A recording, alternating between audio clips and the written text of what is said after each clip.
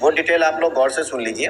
Form 2 जो होता है वो 1 पेज का होता है और फॉर्म 3(1) जो होता है वो 2 पेज का होता है।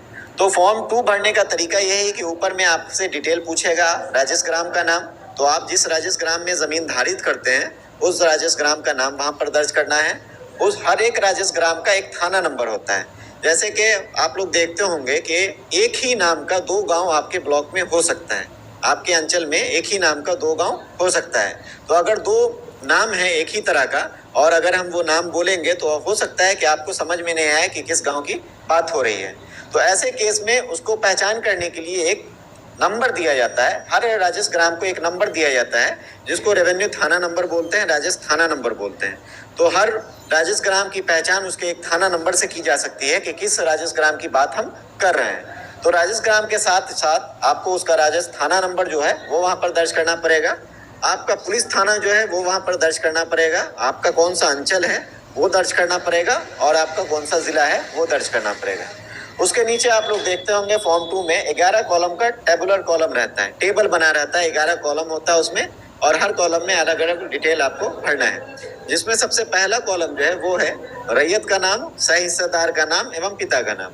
रैयत बोलते हैं कि जो भूमि धारित करता है, जो भूमि का जोतकोर कर रहा है, उस आम किसान को सर्वे के लैंग्वेज में रैयत बोलते हैं।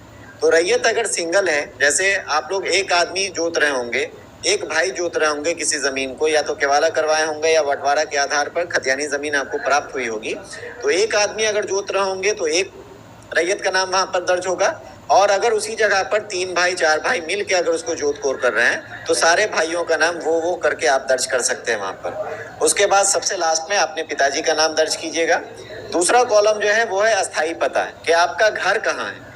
हो सकता है कि आपका घर एक गांव में है लेकिन आपकी जमीन 3 गांव 4 गांव में होगी, तो हर गांव के लिए अलग अलग फॉर्म भराएगा और अस्थाई पता जो है आपका वो हर फॉर्म में एक ही रहेगा जहाँ पे आपका घर बना हुआ है। तीसरा कॉलम जो होता है वो जमीन के ब्यौरा से संबंधित होता है, वो आपके पेपर पे भी लिखा रहता है जिसको हम लोग बोलते हैं खाता नंबर।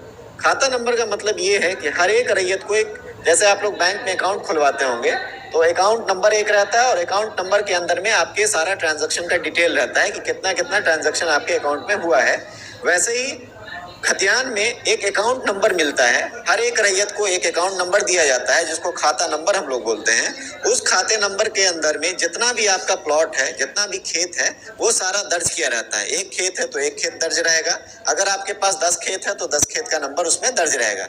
तो वैसा ही इसमें भी, सर्वे में भी आपका खाता नंबर रहता है, जो आपके जो भी पेपर आपका होगा, जमीन का जो भी प्रमाण होगा, खतियान है, केवाला है, पर्चा है, वो सारे पे लिखा रहता है खाता नंबर। तो वहां से देख के आपको खाता नंबर दर्ज करना है। उसके बाद दूसरा कॉलम है खेसरा नंबर। खेसरा नंबर का मतलब हो गया कि प्लॉट का नंबर, जिस प्लॉट की आप बात कर रहे हैं, जिस प्लॉट का साक्ष्य आपके पास उपलब्ध है, उसका प्लॉट नंबर क्या है वो मानचित्र में भी दिया रहता है और आपके पेपर में भी दिया रहता है। तो आप पेपर से देख के अपना प्लॉट नंबर दर्ज कर सकते हैं। उसके बाद का कॉलम है रकबा। रकबा का मतलब होता है एरिया। एरिया का मतलब ये हुआ कि कितनी भूमि है आपकी, कितना डिसमिल जमीन है या कितना कट्ठा जमीन है। आमतौर पे जो सरकारी दस्तावेज में जमीन की पैमाइश चलती है वो आपको एकड़ और डिसमिल में चलती है। आप गांव घर में देखते होंगे कि आप कट्ठा में उसको मेजरमेंट करवाते हैं, बहुत सारे लोग कट्ठा में बात करते हैं, लेकिन सर्वे की जब भी बात होगी तो वो वहां पर एकड़ और डिसमिल ही चलेगा, वहां पर कट्ठा और धूर धूर की नहीं चलेगा। तो आपको वहां पर जो भी डिसमिल है, कितना डिसमिल जमीन आपकी प्राप्त है, वो प्लॉट कितना डिसमिल का है, वो वहां पर दर्ज करना है। उसके आगे कॉलम आता है चौहद्दी। चौहद्दी का मतलब है कि वर्तमान चौहद्दी। आपके पेपर पे हो सकता है कि उस समय की चौहद्दी दर्ज होगी जो इस समय आपका पेपर बना है। जैसे खतियान की बात अगर हम करते हैं तो खतियान में 1960 में खतियान बनने का प्रोसेस शुरू हुआ था और 67-68 में जाके वो फाइनल हुआ। तो 67-68 में जो आपकी चौहद्दी रही होगी वो खतियान पे दर्ज है। या फिर आपने केवाला करवाया होगा, तो जब भी केवाला करवाया होगा उस डेट में आपके चौहद्दीदार जो रहे होंगे उनका नाम वहां पर दर्ज किया होगा। लेकिन वर्तमान में आपको वो चौहद्दी नहीं लिखना है जो आपके पेपर पे दर्ज है, वो चौहद्दी लिखना है जो आपके खेत के आसपास आपके चौहद्दीदार हैं। हो सकता है उसमें बहुत सारे चौहद्दीदार पेपर के अनुसार आपके बदल गए होंगे वर्तमान में। 5 साल 6 साल अगर पुराना पेपर आपका होगा तो वर्तमान में हो सकता है कोई नए केवालादार आ गए होंगे तो आपके चौहद्दीदार बदल गए होंगे। तो ऐसी स्थिति में आपको उस नए चौहद्दी के हिसाब से जो आपके चौहद्दीदार हैं वो वहां पर दर्ज करना है। उसके बाद आता है किस्म जमीन। किस्म जमीन का मतलब हो गया कि आप जमीन का उपयोग किस तरह से कर रहे हैं, उस पे क्या बना हुआ है। या क्या किस चीज के लिए उपयोग कर रहे हैं वो वहां पर दर्ज किया जाएगा। जैसे आप लोग देखते होंगे कि किसी जमीन पे घर बना दिया गया है तो वैसी जमीन को हम लोग घरारी की जमीन बोलते हैं। तो अगर किसी जमीन पे घर बना हुआ है तो किस जमीन में आप लिख दिए घरारी की भूमि, या फिर वहां पर आप मकान में सहन भी दर्ज कर सकते हैं। मकान में सहन का मतलब भी वही हुआ कि वहां पर घर बना हुआ है। उसके बाद बहुत सारे लोग होते हैं जो जमीन पे खेती बाड़ी करते हैं। तो अगर खेती की कोई जमीन है तो वहां पे कृषि वाली भूमि लिख दीजिए या कृषित भूमि लिख दीजिए या खेती की भूमि लिख सकते हैं। बहुत सारी जगह पे आप देखते होंगे कि जमीन पे अपने लोग गाछी वगैरह लगाते हैं, पेड़ पौधा लगाते हैं। आम का पेड़ हो गया, लीची का पेड़ हो गया, इस तरह का बहुत सारा पेड़ लगाते हैं। तो ऐसा अगर कोई स्थिति है तो आप उसको किस जमीन में बागीचा या गाछी लिख सकते हैं। बहुत सारे लोगों को देखते होंगे कि अपनी जमीन में पोखर वगैरह खनवाते हैं, मछली पालन करते हैं शौकिया, तो वहां पे पोखर खनवा लेते हैं। तो अगर वैसा कोई बना हुआ है, पोखर है, तालाब है, तो वहां पे किस जमीन में आप पोखर या तालाब दर्ज कर सकते हैं। तो कहने का मतलब यही है कि आपका जमीन का उपयोग जिस तरह से हो रहा है वो उपयोग के हिसाब से उसका वेरिफिकेशन आप वहां पर दर्ज कर सकते हैं। उसका अगला कॉलम जो होता है वो होता है लगान का। लगान और इसके बाद का कॉलम है जमाबंदी। लगान और जमाबंदी के केस में आप लोगों को हम क्लियर कर देना चाहते हैं। हर आम सभा में ही हम बताते हैं कि अगर आपकी जमाबंदी कायम नहीं हुई हो या आपका लगान फिक्सेशन नहीं हुआ हो, आपके नाम से दाखिल खारिज नहीं हुआ हो, तब आपको घबराने की जरूरत नहीं है। सर्वे के प्रक्रम में इसका पूरा नियम है कि आपका जो दाखिल खारिज का जो नियम होता है या जो जमाबंदी कायम करने का नियम होता है, सेम प्रोसेस इस सर्वे में भी है। उस अनुसार उसका सत्यापन करके हम लोग आपके नाम से नया खतियान ही बना देंगे। तो आपको अलग से दाखिल खारिज कराने की जरूरत नहीं है। हर आम सभा में ये क्वेश्चन आता है कि सर मेरा केवाला है लेकिन दाखिल खारिज नहीं हुआ है, लगान नहीं कटवाते हैं, मेरा रसीद नहीं कटता है, तो हम क्या करेंगे। तो वैसे ही स्थिति में आप लोग लगान का कॉलम या जमाबंदी का कॉलम जो है इसको खाली छोड़ सकते हैं। ये कंपलसरी कॉलम नहीं है। और अगर आपका लगान निर्धारण नहीं हुआ है या आपके नाम से दाखिल खारिज नहीं हुआ है तब आपको घबराने की जरूरत नहीं है। सर्वे के प्रक्रम में उसका इलाज है, उसका रूल है। रूल के अनुसार सत्यापन होगा और सत्यापन के उपरांत अगर सही पाया जाता है तो आपके नाम से ऑटोमेटिक खतियान बनने का प्रोसेस ही शुरू हो जाएगा। आपके नाम से जमाबंदी अलग से कायम हो जाएगी। खतियान बनने के बाद आपको नई जमाबंदी कायम कराने की जरूरत नहीं पड़ेगी। तो ये दो कॉलम है जिसको अगर आपके पास है तो वहां पर दर्ज कर दिए, अगर आपके पास नहीं है तो वो कॉलम आप खाली छोड़ सकते हैं। उसका अगला कॉलम आता है जमीन पे दावा का आधार। ये सबसे महत्वपूर्ण कॉलम है पूरे फॉर्म का। फॉर्म का इसलिए महत्वपूर्ण कॉलम है कि इससे ही साबित होता है कि आप उस जमीन के मालिकाना हक रख सकते हैं या नहीं रख सकते हैं। ये आपको प्रमाण करना पड़ेगा कि जमीन पे जो आप दावा किए हुए हैं, जो कब्जा किए हुए हैं, वो किस आधार पे कब्जा किए हुए हैं, आपका उसमें हक बनता है या नहीं बनता है। तो ये चीज आपको वहां पर दर्ज करना पड़ेगा। उसमें जैसे एग्जाम्पल के तौर पर कि आपके पूर्वजों के नाम की जमीन है। बहुत सारे ऐसे लोग होंगे जिनके पूर्वजों के नाम की जमीन होगी। पूर्वजों के नाम की जमीन दो तरह से हो सकती है। पहला, या तो आपके पूर्वजों के नाम पे खतियान दर्ज होगा तो आपको मिला होगा वो, या फिर आपके पूर्वजों ने केवाला करवाया होगा तो आपको वो प्राप्त हुआ होगा। तो अगर पूर्वजों के नाम की कोई भी जमीन है, अगर खतियानी जमीन है तो वहां पे दावा के आधार में आप लिख दीजिए खतियानी जमीन या उत्तराधिकारी जमीन भी लिख सकते हैं उसको। खतियानी भूमि या उत्तराधिकारी भूमि भी लिख सकते हैं। दूसरा, अगर आपके पूर्वजों के द्वारा केवाला करवाया गया है तो वहां पर लिख दिए पूर्वजों के द्वारा क्रय से प्राप्त भूमि। इससे ये साबित हो जाएगा कि आपके पूर्वजों ने उसका केवाला करवाया था, रजिस्ट्री करवाया था, तब आपको वो वंशज होने के नाते प्राप्त है। वैसी स्थिति में अगर आपने खुद केवाला करवाया है तो आपके नाम से वो केवाला होगा, और आपके नाम से जब केवाला होगा तो वहां पे लिख दिएगा कि केवाला से प्राप्त भूमि। वैसे भूमि जो आपके पूर्वजों के नाम से है, जैसे आपके पूर्वजों के नाम से खतियान है या आपके पूर्वजों के नाम से केवाला है, तो इस दोनों केस में आपको वंशावली समर्पित करना पड़ेगा, वंशावली प्रस्तुत करना पड़ेगा। इससे ये साबित होगा कि ये आपके पूर्वज थे, जिनका नाम उस पेपर में दर्ज है वो आपके पूर्वज थे और आप उनके वंशज हैं। तो ये प्रमाणित करने के लिए आपको वंशावली बनाने की जरूरत है और वंशावली आपको प्रस्तुत करना पड़ेगा। वंशावली के केस में एक चीज और क्लियर मैं कर देना चाह रहा हूँ आप लोगों को कि वंशावली के केस में अभी देखते होंगे लोग बहुत परेशान हैं कि वंशावली कैसे बनेगा, कहाँ से बनेगा। पहले सरपंच बनाते थे, अब सरपंच वाला वैलिड होगा या नहीं होगा, या अंचल से बना हुआ है वो वैलिड होगा या नहीं होगा। तो ये सारी चीज है। तो ऐसा बता दें आप लोगों को कि अगर जब सरकार का रूल चेंज होता है तो सरकार का रूल चेंज होने से पहले का अगर कोई प्रमाण पत्र निर्गत है तो वो 100% वैलिड होता है, और सरकार के रूल बदलने के बाद अगर कोई पुराना तरीके से कोई प्रमाण निर्गत होता है, कोई पेपर निर्गत होता है, तो वो अमान्य हो जाता है।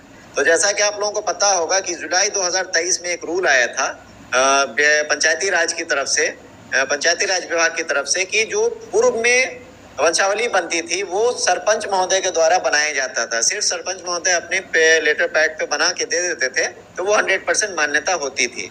लेकिन उसको चेंज करके एक नया सिस्टम लाया गया। उस नए सिस्टम में ये किया गया कि सरपंच के अलावा भी कुछ लोगों को उसमें जोड़ दिया गया। जोड़ने के लिए कि पहले क्या होता था कि बहुत सारे लोग, अगर सरपंच आपके हित के लोग हैं तो आप उसमें बहुत सारे लोगों का नाम छिपा सकते हैं और अपने हिसाब से उस वंशावली को बनवा सकते हैं। तो ऐसा बहुत सारा क्लेम सरकार की तरफ से के पास गया था कि जैसे 4 भाई हैं आप, एक भाई यहाँ नहीं रहता है, जाके बस गया है कहीं बाहर में, उसकी जॉब वगैरह वहीं है तो वहीं रहता है हमेशा, 20 साल से 25 साल से गाँव में नहीं आ रहा है, लेकिन जमीन और जायदाद से तो उसका हक जाएगा नहीं। तो बहुत सारे लोग क्या करते हैं कि गलत जालसाजी करते हैं और जालसाजी करने के क्रम में जो वंशावली बनाते हैं उस वंशावली में उस भाई का नाम ही गायब कर देते हैं, वहां पर दिखाते ही नहीं है। सरपंच आपके हित के आदमी थे तो उस समय उसको ट्रस्ट में लेके या जैसे भी करके गलत काम आपने करवा लिया। या बहुत सारे लोगों को आम प्रचलन में आप देखते होंगे गाँव घर में कि जब भी वंशावली बनती है तो वंशावली में जो आपकी बहन हो, बेटी हो या बुआ हो, इसका नाम दर्ज नहीं रहता है। तो ऐसा बहुत सारा केस कोर्ट में गया, सरकार के पास गया कि जो वंशावली बन रही है सरपंच की तरफ से, सरपंच महोदय की तरफ से, उसमें बहुत सारी त्रुटियां रह जाती है, बहुत सारी कमी रह जाती है, बहुत सारे लोगों का गलत नाम दर्ज कर दिया जाता है या छोड़ दिया जाता है। तो इसमें थोड़ा सुधार लाया जाए। तो इसके लिए सरकार ने एक नया सिस्टम लागू किया।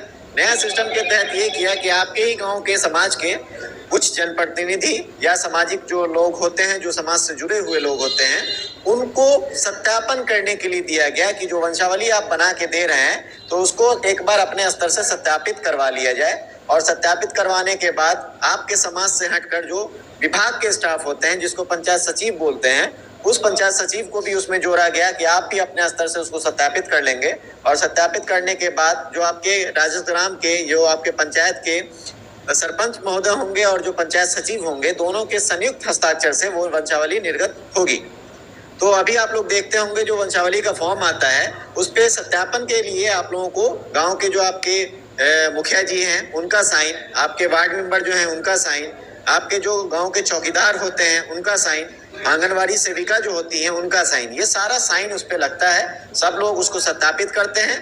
उसके उपरांत आपके समाज के कोई 2 ऐसे लोग, कम से कम 2 लोगों का उसमें नाम दर्ज करना है, जो गवाह के तौर पर ये साबित करेंगे कि हाँ, ये जो वंशावली बनी है वो बिल्कुल सही बनी है। तो उसमें 2 लोगों की गवाही भी होती है, उनका नाम, पिता का नाम, आधार नंबर, मोबाइल नंबर, ये सारा दर्ज करवाया जाता है। तो ये सारा करने के बाद वो सत्यापित जैसे ही हो जाएगी तो सत्यापित के उपरांत पंचायत सचिव के पास जाएगा। वो एक आम सूचना निर्गत करेंगे कि इनके द्वारा ये वंशावली प्रस्तुत किया गया है, आप लोग इसको देख के सत्यापित हो लें। अगर इसमें कुछ त्रुटि रह जाती है या कुछ कमी रह जाती है तो आप लोग ग्राम कचहरी को इसकी सूचना देंगे। ये 15 दिन का समय दिया जाता है। 15 दिन के समय के उपरांत अगर कोई आपत्ति उसमें नहीं आती है तो पंचायत सचिव और सरपंच साहब जो आपके गांव राजस्व ग्राम के या पंचायत के हैं, उनके संयुक्त हस्ताक्षर से वंशावली निर्गत होती है। लेकिन वंशावली बनाने का प्रक्रिया थोड़ा लंबा हो गया, उसके लिए आप लोगों को थोड़ा समय का इंतजार करना पड़ता है। तो उसके लिए एक और ऑप्शन है जो सर्वे में आप लोगों को मेरी तरफ से या विभाग की तरफ से दिया जा रहा है कि आपका जो भी वंशावली है वो आप लोग एक एफिडेविट पर बनवा लीजिए। अभी भी आप लोग जाते होंगे वंशावली बनाने के लिए तो एक एफिडेविट का इस्तेमाल होता है, वो एफिडेविट आपको बनवाना पड़ता होगा। तो वैसे ही आप एफिडेविट बनवाइए जिसका काम उस वंशावली में वो ये होगा जो पंचायत से बनता होगा, और उसी का एक फोटोकॉपी सर्वे कार्यालय को उपलब्ध करवा दीजिए, ताकि उस आधार पर उस वंशावली का जांच हम लोग अपने स्तर से भी आम सभा लगाकर जांच करवा लें और जांच करवाने के उपरांत आपका सर्वे का काम हो जाए।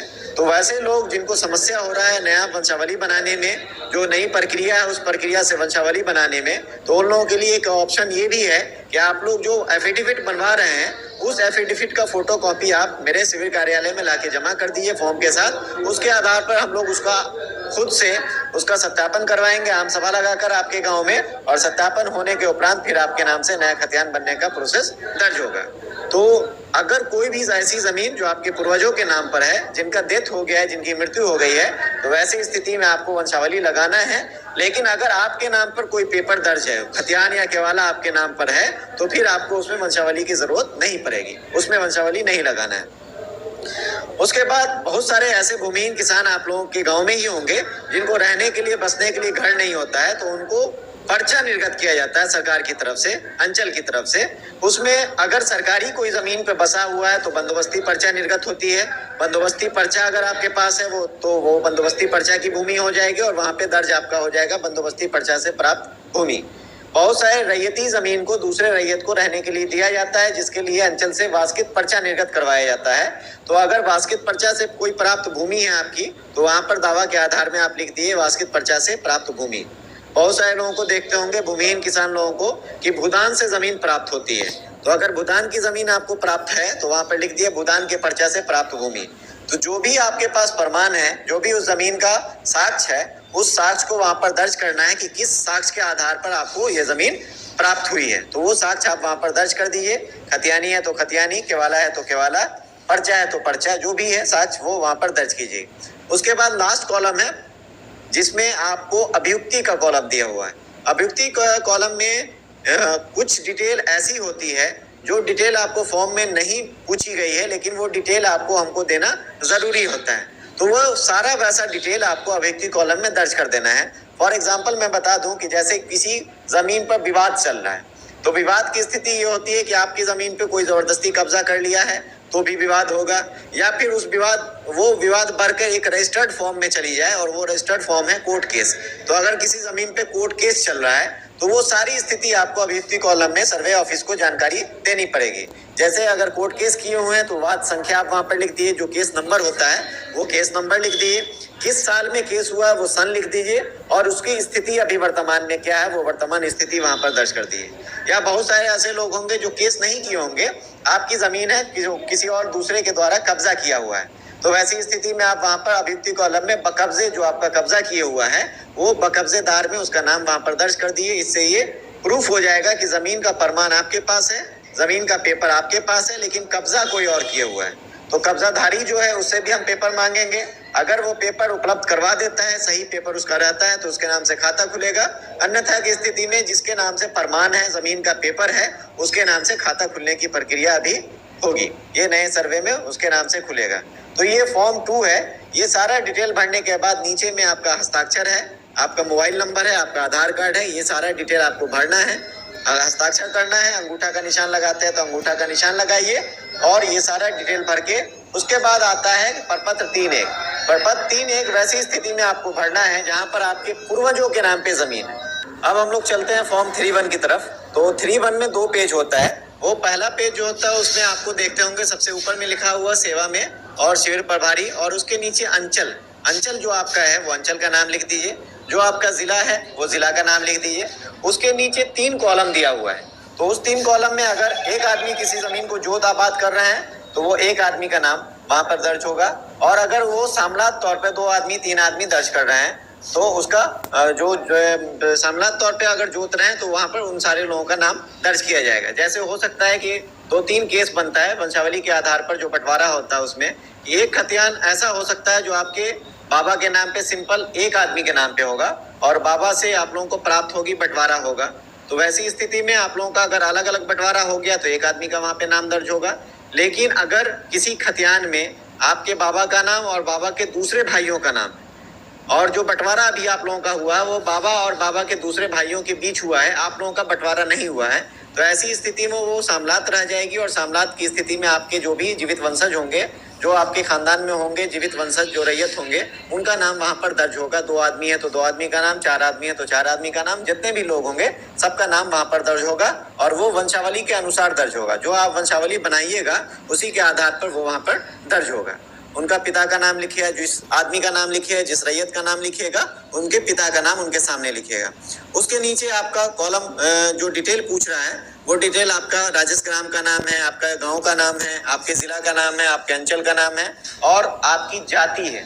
जाति खतियान में कंपलसरी होती है कि खतियान में जाति दर्ज की जाती है, आपका नाम दर्ज किया जाता है, पिता का नाम दर्ज किया जाता है, और निवास स्थल दर्ज किया जाता है। आप जब अंचल में जाते होंगे जाति प्रमाण पत्र बनाने, तो उसका सत्यापन आपके खतियान से ही किया जाता है कि आपके पूर्वज कौन से जाति से बिलोंग करते थे, वही सेम जाति आपके अभी आपकी बनेगी। तो जब भी जाति प्रमाण पत्र बनाने जाते होंगे तो फिर क्या होगा कि आपका उसी खतियान के अनुसार जाति प्रमाण पत्र बनेगा। तो वैसी स्थिति में आपको यहाँ पर जाति आपकी दिखानी पड़ती है कि किस जाति से आप ताल्लुक रखते हैं, वो जाति का नाम वहां पर दर्ज होगा। बहुत सारे केस में ऐसा होगा कि जमाबंदी आपके पूर्वज के नाम पे ही कायम है, तो पंजी 2 जिसको बोलते हैं, जमाबंदी पंजी बोलते हैं, कि जमाबंदी पंजी में किनका नाम दर्ज है वो वहां पर दर्ज करना रहता है। पंजी 2 के जमाबंदी जो रैयत हैं उनका नाम दर्ज करना रहता है। तो अगर आपके नाम से दाखिल खारिज हो चुका है, बंटवारा हो चुका है और जमाबंदी आपके नाम से कायम है, तो आप अपना नाम वहां पर दर्ज करेंगे। अगर आपके पूर्वजों के नाम पे जमाबंदी चल रही है तो आप अपने पूर्वज का नाम वहां पर दर्ज करेंगे। उसके नीचे आपका खाता नंबर है, खिसरा नंबर है, रकबा है, ये सारा डिटेल जो फॉर्म 2 पे भरे थे सेम फॉर्म 3(1) के पहला पेज पे आपको भर देना है। भरने के उपरांत नीचे में साइन है वो साइन कर दीजिए और फिर उसका दूसरा पेज आता है। उस दूसरा पेज पर आपके हिस्से में जो भी जमीन पड़ी है, जो आपको बंटवारा से जमीन प्राप्त है, उस बंटवारा की जमीन का पूरा ब्यौरा उस पर दर्ज करना है। उसमें भी सेम कॉलम रहता है, रैयत का नाम रहता है, पिता का नाम रहता है, अस्थाई पता रहता है, खाता संख्या, खिसरा संख्या, रकबा, चौहद्दी और जमाबंदी संख्या। अगर वो बंटवारा होके आपके नाम से जमाबंदी कायम हो गई है तो जमाबंदी संख्या दीजिएगा, और अगर नहीं हुई है तो उस कॉलम को आप खाली छोड़ सकते हैं। लेकिन रैयत का नाम, पिता का नाम, अस्थाई पता, खाता, खिसरा, रकबा और चौहद्दी, जो वर्तमान चौहद्दी है, ये वहां पर आपको दर्ज करना कंपलसरी है। वो फॉर्म भर के दर्ज कीजिएगा और दर्ज करने के उपरांत नीचे में साइन कीजिएगा। और साइन करने के बाद ये 3 पेज के फॉर्म के साथ साथ आपको कौन कौन सा दस्तावेज लगाना है वो फॉर्म 3(2) के दूसरे पेज पर दिया रहता है। वहां पे लिखा भी हुआ है अनुलग्नक के तौर पर। तो वो अनुलग्नक में आप जो आपको लगाना है, जो पेपर आपका मांग करता है, वो पेपर वहां पर लगाकर आप फॉर्म जमा कर सकते हैं। जैसे उस पेपर में आप लोग जानते होंगे कि जैसे खतियानी जमीन का अगर आप दावा कर रहे हैं तो खतियानी जमीन आपकी है, आपके पूर्वजों के नाम पे खतियान है, तो आपको खतियान का एक छाया प्रति जमा करना पड़ेगा और वंशावली आपको समर्पित करना पड़ेगा कि आपके जो खतियान में जिनका नाम दर्ज है वो आपके पूर्वज हैं, ये साबित करने के लिए। उसके बाद जैसे केवाला है, तो केवाला भी 2 तरह का मैंने बताया है। एक केवाला जो आपके नाम पर होगा, तो आपके नाम पर है और आप जीवित हैं तो आपको सिर्फ केवाला की छाया प्रति जमा करनी है। और अगर आपके पूर्वज के नाम पर केवाला है जिनकी मृत्यु हो गई है, तो वैसी स्थिति में केवाला के साथ साथ, केवाला के छाया प्रति के साथ साथ आपको उनका वंशावली भी प्रस्तुत करना पड़ेगा, ये प्रमाणित करने के लिए कि जो केवालाधारी हैं, जो क्रेता है, वो आपके पूर्वज हैं, ये प्रूफ उससे होगा। तो वैसी स्थिति में आपको वंशावली भी प्रस्तुत करना है और केवाला की फोटोकॉपी भी प्रस्तुत करनी है। उसके बाद अगर आपके नाम से लगान रसीद कट रही है या जमाबंदी कायम है तो उसका एक प्रमाण, उसकी एक छाया प्रति जमा करनी है। हर एक रैयत के पास आधार कार्ड होता है और वो आधार कार्ड की एक छाया प्रति जमा करनी है।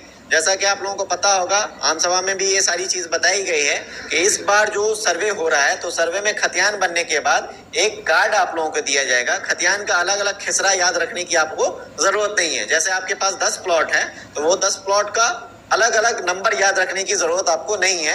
एक कार्ड दिया जाएगा जिसको लैंड कार्ड बोलते हैं, भूमि कार्ड बोलेंगे। उस कार्ड में एक यूनिक नंबर रहेगा। जैसे आधार कार्ड में आप लोग देखते होंगे 12 डिजिट का एक नंबर रहता है, वैसे ही 14 डिजिट का एक नंबर रहेगा आपके लैंड कार्ड में। और उस लैंड कार्ड के नंबर से आपके पास जितनी भी जमीन है उसका सारा ब्यौरा आप उस सिर्फ 14 डिजिट के नंबर से निकाल सकते हैं। आपको अलग अलग खिस्सा याद रखने की जरूरत नहीं है। जैसे ही वो भूमि, जो हम लोगों का विभाग है, भूमि सर्वे का जो विभाग है, साइट है, उस पे वो नंबर डालेंगे सर्वे की प्रक्रिया पूर्ण होने के उपरांत, तो वो आपके पास जितनी जमीन है, जिस राजस्व ग्राम में जमीन है, जिस अंचल में जमीन है, वो सारा डिटेल एक साथ वहां पर दिखा देगा। तो ये फायदा है इस सर्वे में कि आपको एक लैंड कार्ड भी दिया जाएगा। तो आधार कार्ड को उस लैंड कार्ड से लिंक किया जाएगा। जैसे आप लोग खरीद बिक्री करने जाते होंगे अभी जमीन, तो क्या होता है कि आप किसी की भी जमीन का रजिस्ट्री कर दीजिएगा, वो जांच नहीं होता है।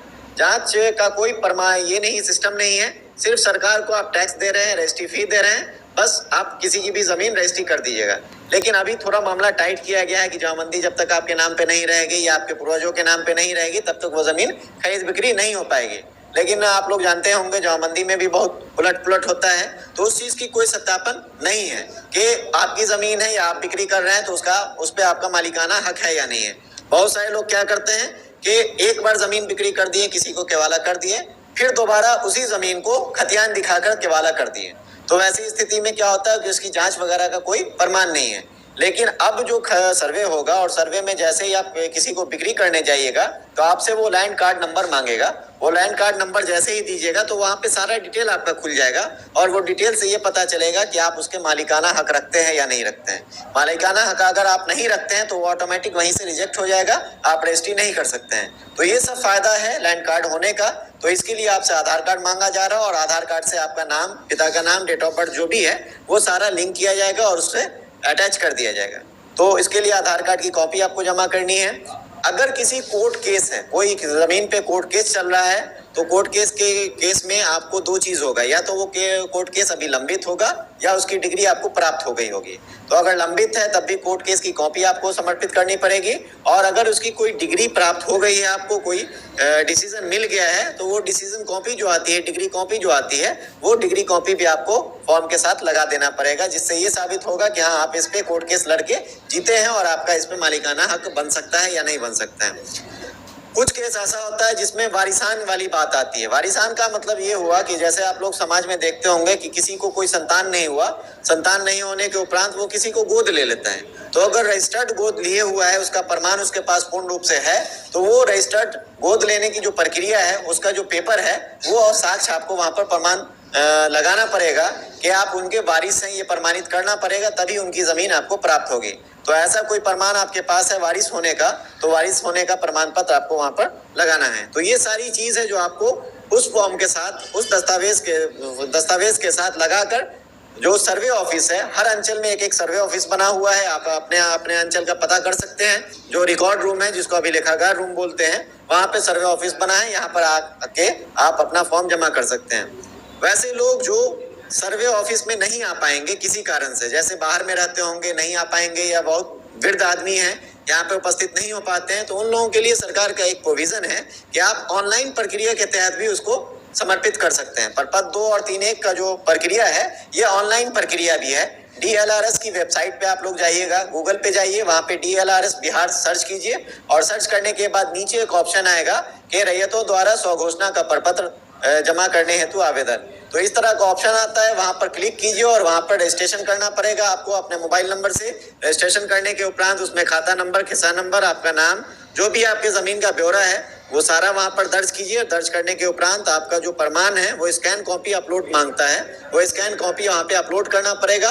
अपलोड कर दीजिएगा, फाइनल सबमिट कर दीजिएगा, वो ऑटोमेटिक हम लोगों के लॉगिन में आ जाता है। जैसे ही आप वहां पर ऑनलाइन करते हैं, वो ऑटोमेटिक हम लोगों के लॉगिन में आ जाएगा, और लॉगिन में आने के उपरांत हम लोग उस पर आगे की कार्रवाई जो भी होती है वो करते हैं। तो ये प्रक्रिया जो है आपको ऑनलाइन भी है और ऑफलाइन भी है, जैसे ही आपको सहूलत है वैसा काम आप कर सकते हैं। तो यही सारी प्रक्रिया अभी वर्तमान में आप लोगों को करनी है कि फॉर्म 2 और फॉर्म 3(1) में आप लोग अपना जो भी जमीन का ब्यौरा है वो भर के सर्वे कार्यालय को जमा कर दें।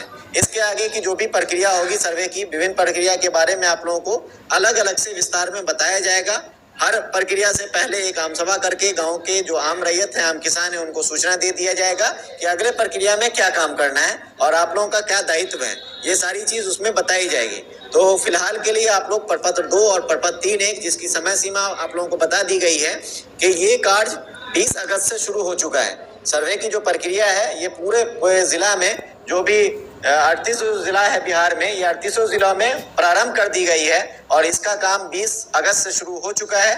20 अगस्त से लेके 30 सितंबर तक आप लोगों को फॉर्म जमा करने का समय दिया गया है। ये 30 सितंबर तक आप लोग अपना अपना जो भी स्वघोषणा का प्रपत्र है, जिसको फॉर्म 2 और 3(1) बोलते हैं, ये स्वघोषणा का प्रपत्र भर के सिविल कार्यालय में जमा कर सकते हैं या ऑनलाइन आवेदन